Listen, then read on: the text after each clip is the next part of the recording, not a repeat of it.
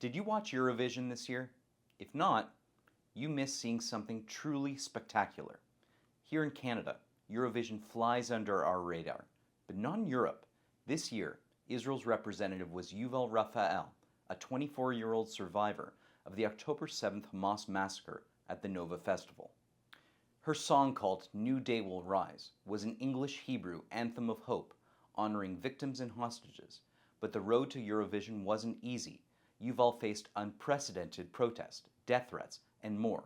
And despite all of this, she took second place with a historic popular vote win. Media coverage here was lukewarm, like the Toronto Star, which reprinted an Associated Press report claiming that Eurovision was, quote, shadowed by the Gaza war and rattled by discord over Israel's participation, end quote.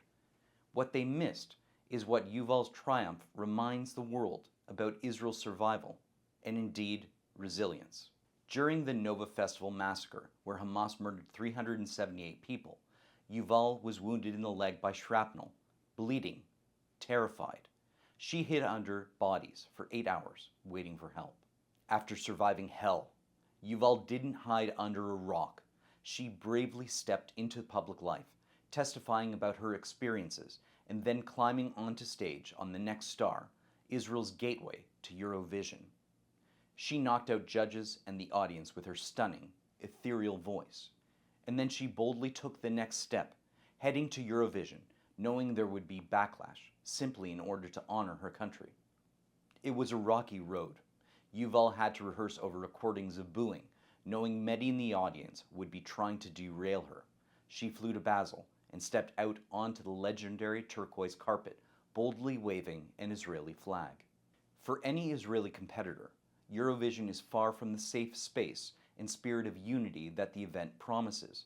Even on the turquoise carpet, Yuval was surrounded by huge Palestinian flags, boos, and a throat-slitting gesture from a protester. Signs read, "No applause for genocide," and "Singing while Gaza burns," and 72 former Eurovision participants sent an open letter demanding that Israel be banned for, quote, complicity with genocide, end quote. There was no respite for Yuval on stage. During rehearsals, she was interrupted by protesters with Palestinian flags and whistles. Even during her grand finale, protesters tried to storm the stage, throwing paint even at a crew member. But through it all, there was Yuval, waving her Israeli flag with poise, embodying survival and resilience. During Yuval's performance, the hall rang out with boos, though the European Broadcasting Union silenced them for TV broadcast. Violating EBU rules, her performance broadcast was interrupted in Belgium to denounce Israel's human rights violations, while in Spain, the broadcaster aired pro-Palestinian slogans. Yet gleaming in the center of it all, Yuval dedicated her performance to the hostages, her voice a beacon of hope amid hate. There's one Hebrew line in her song, based on the biblical Song of Psalms, quote, "Many waters cannot quench love," end quote. That is the spirit Yuval brought to her performance.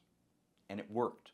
Yuval won the popular phone-in vote with 297 points, the highest score in Eurovision history. Despite this, Austria's JJ ultimately took first overall thanks to his far higher jury score.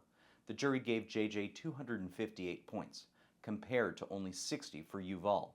How fair was the jury decision? Were they rattled by protesters' anti-Israel messages? We'll never know, but none of it can take the shine off Yuval's stunning success. But even after the votes were in, the haters couldn't let it go. European media and officials accused the EBU of fraud. Some suggested that non-traditional voters, meaning the Jewish diaspora, had skewed the results. They even protested the EBU rule that lets each person vote up to 20 times, even though it's nothing new.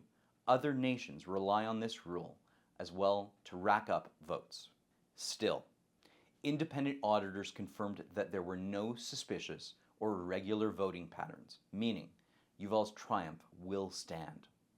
Because truth is on our side, and in the end, the haters will slink back home until next year, which is essentially the Jewish story that's played out over millennia.